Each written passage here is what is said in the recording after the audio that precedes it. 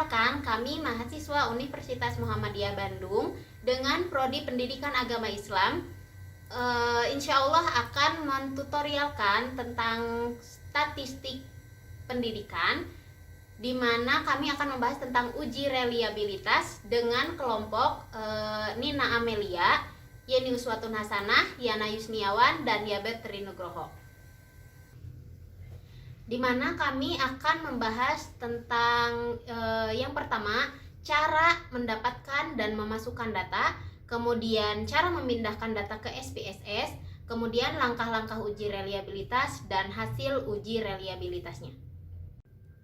Nah, di sini yang pertama saya akan menjelaskan tentang uji reliabilitas.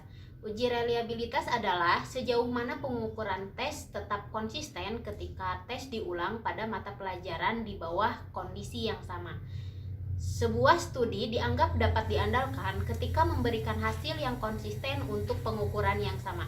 Berdasarkan bahasa, reliabilitas berasal dari kata reliability yang terdiri dari kata truth and ability dan menunjukkan derajat keyakinan terhadap hasil pengukuran. Kemudian pada tahap selanjutnya akan dijelaskan oleh rekan saya Yana Yusniawan. Kepada Yana Yusniawan dipersilahkan. Baik, terima kasih kepada Teh Yeni yang sudah memberikan kesempatan untuk melanjutkan ke tutorial selanjutnya tentang uji reliabilitas ini. Baik, kita buka aplikasi SPSS-nya.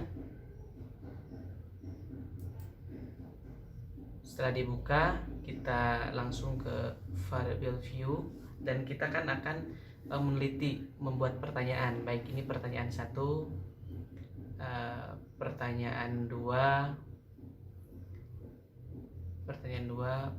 pertanyaan ketiga. Ini kita akan buat 6 pertanyaan. Baik, pertanyaan 1, pertanyaan 2, pertanyaan 3, pertanyaan 4, dan pertanyaan 5, pertanyaan 5,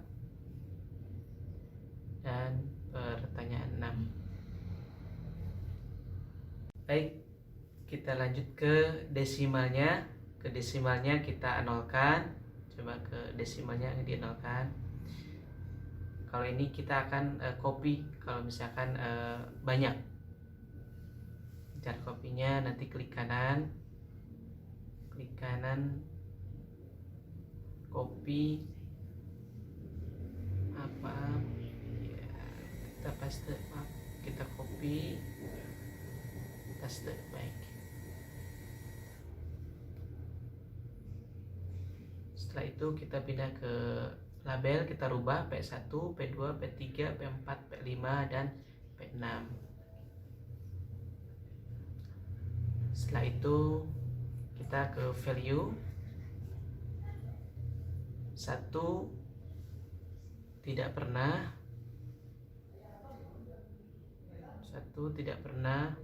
2, jarang. Ketiga,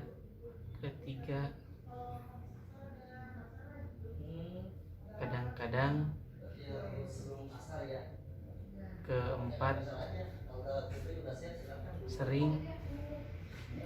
Dan kelima, selalu. Adalah selalu. Kita oke, dan kita copy semuanya.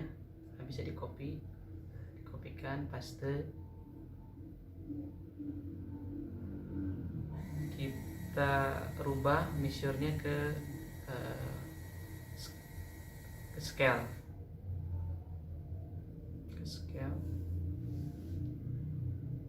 Ke scale semuanya. Baik.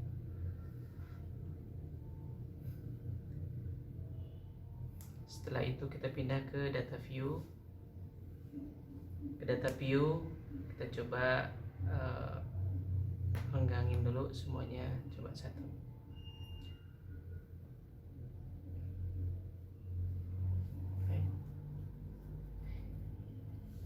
Ini pertanyaannya tentang kinerja guru, misalkan posisinya tentang sebagai guru gitu ya.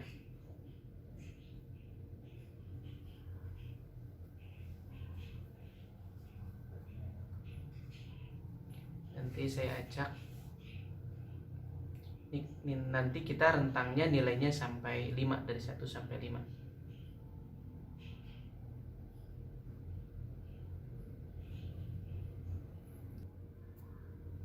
Baik, untuk nilainya disesuaikan aja yang sudah ada di data ya.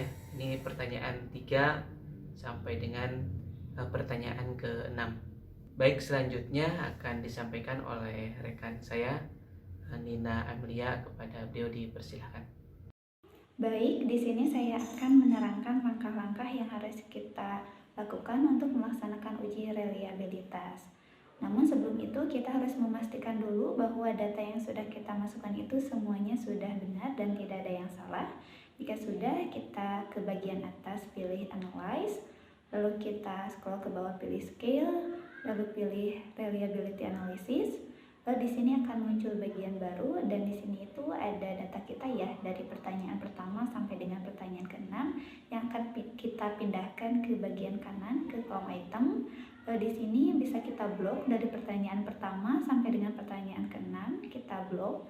Lalu jika sudah, kita klik panah. Nah, jika sudah berpindah ke bagian item, kita pergi ke bagian kanan, klik statistik. Lalu di sini akan muncul bagian baru, dan di sini kita lihat bagian atas, kita centang bagian scale if item deleted, kita centang. Jika sudah, kita ke bawah dan pilih continue.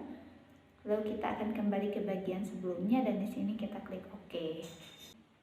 Dan ini adalah hasil dari uji reliabilitas yang sudah kita lakukan, di mana penjelasan dari hasil uji reliabilitas ini akan dijelaskan oleh rekan saya, Kang Yabat. Baik, terima kasih buat rekan saya Teh Nina. Sekarang saya akan melanjutkan presentasi tutorial statistik pendidikan uji reliabilitas. Baik, dari hasil di sini dapat dikatakan, kita scroll dulu ke atas. Kita scroll ke atas dulu.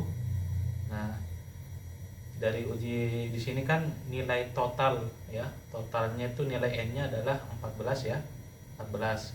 Kemudian setelah dilihat dari uji reliabilitas ini, ternyata Cronbach's alpha-nya itu nilainya min 259, artinya tidak reliable ya, reliable karena